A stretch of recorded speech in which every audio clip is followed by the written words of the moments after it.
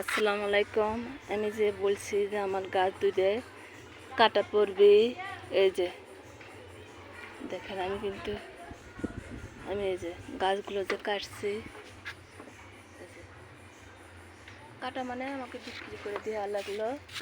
আর এই যে খুব খারাপ লাগতেছে গাছের জন্য করে, কিন্তু আমি নিরুপায় হয়ে এই যে আমার এই দেওয়াল বলেন এই পাঁচি বলেন এটা কিন্তু পড়ে যেত, এই যে ফেটে ফেটে গেছে। পড়ে যাওয়ার কারণে আমার এই কাজটা করতে হলো।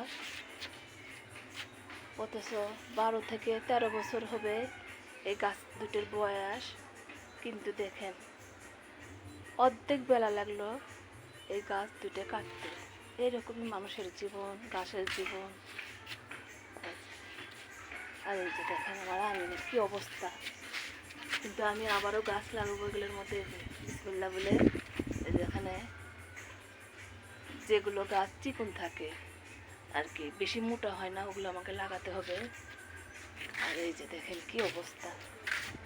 এটা তো আমার ঢোকার গেট। এই যে দেখে বাসার সামনে থেকে মনে হয় যে আমার বাসাটা অনেক ছোট, কিন্তু না, অনেক বড়।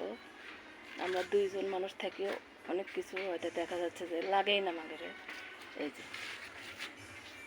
হ্যাঁ দেখেন, আমি কিন্তু নতুন করে আবার এগুলো সারাদিন ধরে করলাম। এই যে সুন্দরভাবে, অনেক কষ্ট হয়, তারপরেও করার চেষ্টা করি সুন্দরভাবে।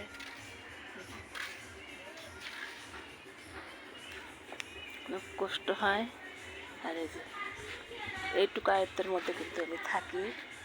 যে ঘুরে দেখালাম সবাইকে, এইটুকু আয়ত্ত নিয়ে আমার থাকতে হয় সুন্দরভাবে। সবাই ভালো থাকেন, সুস্থ থাকেন। আল্লাহ হাফেজ।